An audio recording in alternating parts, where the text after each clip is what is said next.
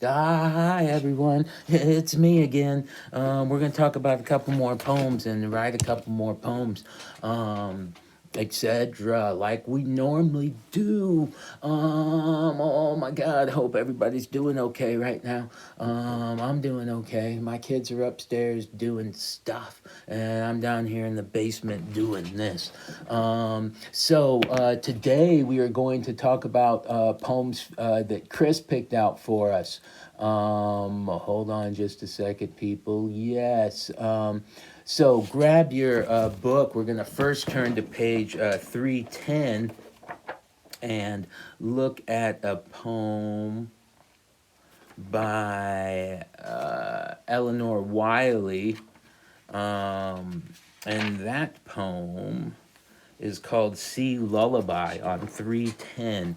Um, I don't know much about Eleanor Wiley. Beautiful, charming, and talented. Wiley was a figure in a great allure, a figure of great allure in downtown New York in the 20s, time when glamour attached itself to bohemianism and liberated women celebrated their sexuality in sonnets. Wiley was often paired with Edna St. Malay, but she preferred da da da da. Okay, so there's that. This is Sea Lullaby. And again, this is the first poem that Chris picked for us. Sea Lullaby. The old moon is tarnished with smoke on the flood. The dead leaves are varnished with color like blood. A treacherous smiler with teeth white as milk, a savage beguiler and sheathings of silk. The sea creeps to pillage. She leaps on her prey. A child of the village was murdered today. She came up to meet him in smooth golden cloak. She choked him and beat him to death for a joke. Her bright locks were tangled. She shouted for joy. With one hand she strangled a strong little boy. Now in silence she lingers beside him all night to wash her long fingers in silvery light. Whoa, wow, wow. So that's great. That sounds like a lot of fun. Let's see here what Chris has to say about that. He chose this poem because of the whimsical tone, despite an absolutely dark subject topic. The rhyme scheme is fun, adds to the whimsical tone. A B A B C D C D E F. The description is also extremely beautiful with the lines, and those are the reasons I chose the poem. The whimsical, dark topic, description, and rhyme. Yeah, so I'm with you. Super whimsical, and yet obviously very dark about a kid getting drowned by the sea here. Wanted to point out a couple of things very quickly. One, just the notice that the rhyme scheme, as mentioned here, A B A B. Notice that the second and the fourth line of all the stanzas have punctuation, except for the last stanza. And then, of course, in those stanzas, some of them have more than punctuation at the end of the second and the fourth line, but they all have punctuation there. But then notice too, wait, let's see. Yeah, so, and then there isn't, oh, there is in the fourth stanza, I want to say there's punctuation in the middle of a line, to death, comma, for a joke. Um, okay. And then, of course, the end doesn't have those commas at all. I think that that's interesting because we read it differently. So if you always had the same commas, which people frequently do, or the same periods at the end of every line, the poem gets boring a lot faster. She has changed it up some here and made it a little bit more interesting than that. And then, obviously, the last stanza. um, Beautiful descriptions. To see the sea as a treacherous smiler with big teeth and her tangled hair and her golden cloak, and she strangles a little boy for a joke.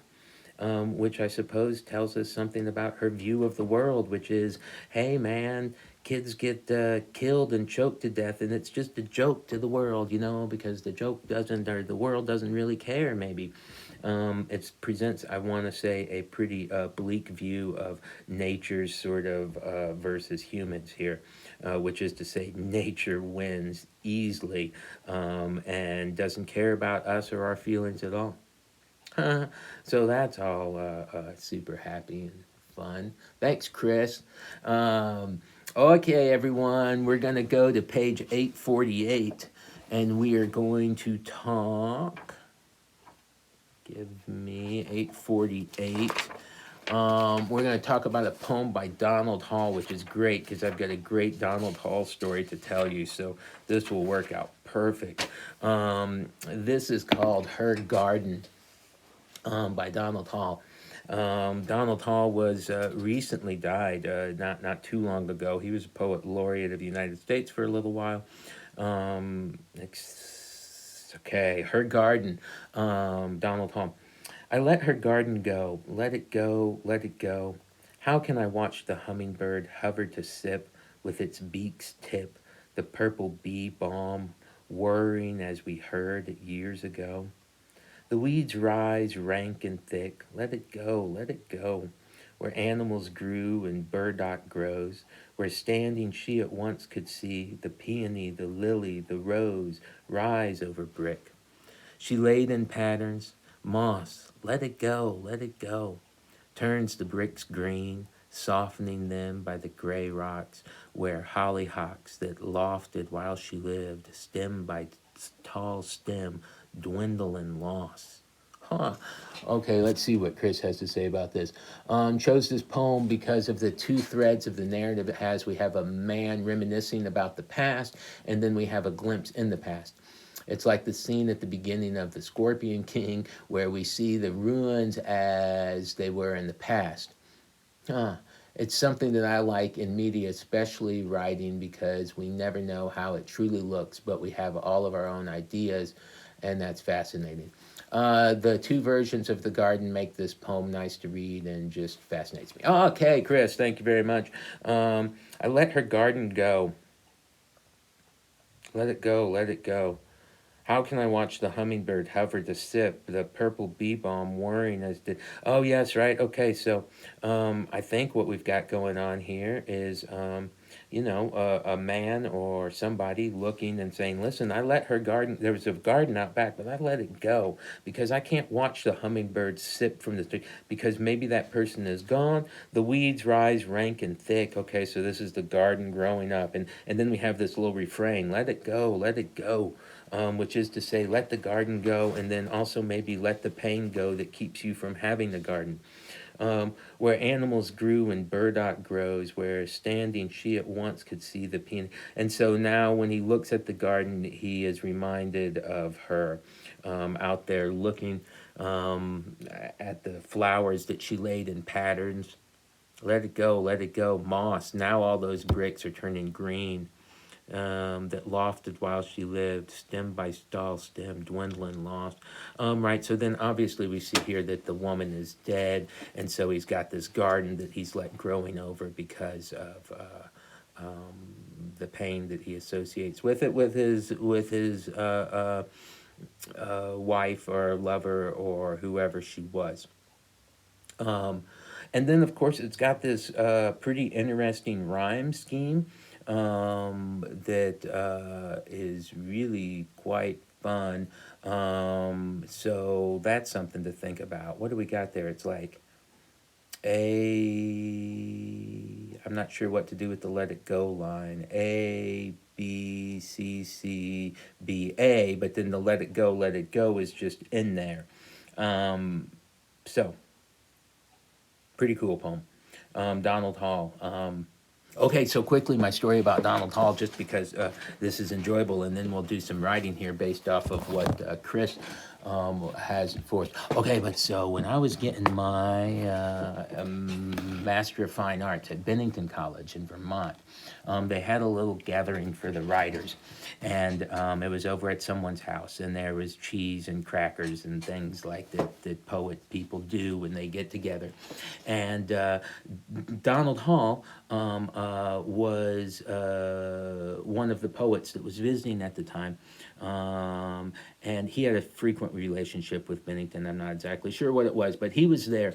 And then the other two people in the room, I find myself in the room with the cheese and the crackers, and I'm in the room with Donald Hall and David Lehman, who is actually the editor of the book that we've been using, and Tree Swenson, who at the time was head of the Academy of American Poets or something along those lines. But the point is that I'm just nobody, and I'm sitting in these room with these people who are both older than me and much more accomplished than me, and I'm feeling, the way you feel in those types of situations. At any rate, somehow or another, David asked Tree about her first marriage. I forget how this works, but Tree says that when she got married, that she and her husband at the time, this was a long time ago, they had went to a strip club just to do something that they had never done before to remember the day. I don't know exactly what that was about, but this is the way I recall it. And so David says, "Oh, well, one time I was in France and I was at this really great bar and I was having the time of my life before I realized that I was in a brothel." And wow, how about that? And then he says to Donald Hall, he says, "Donald, have you ever been in a brothel before?" And Donald is like this old man. He's like, huh, I can't hear you. And like, so literally, he's like, "I'm sorry, I can't hear you." And David says, "Have you ever been in a brothel before?" And Donald Hall says, "Oh, no, just had whores on the street." Thank you very much, people. So there's that. Okay, so the exercise that Chris has for us is I want to imitate Wiley's tone and topic. I want to experiment with trying to make a whimsical sounding poem with a very dark subject. Okay, so whimsical poem with dark subject. So again, whimsical, we might think of a rhyme scheme.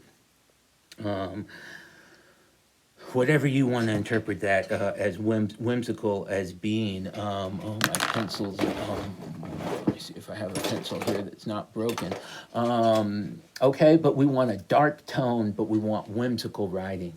Okay, everyone, we're going to do this. On your mark, get set. Whimsical poem with dark topic. Here we go.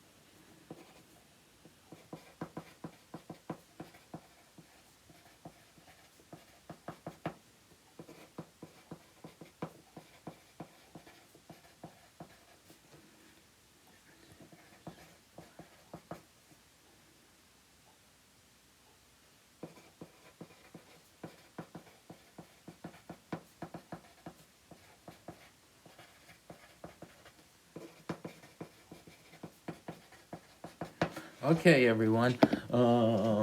Hopefully you wrote a poem. I just wrote a poem.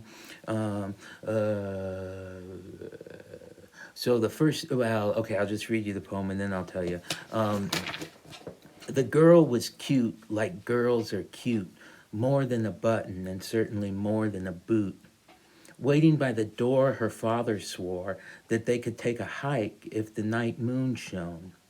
And when it did, they reached a pit and, saying a prayer over it, pushed her into it.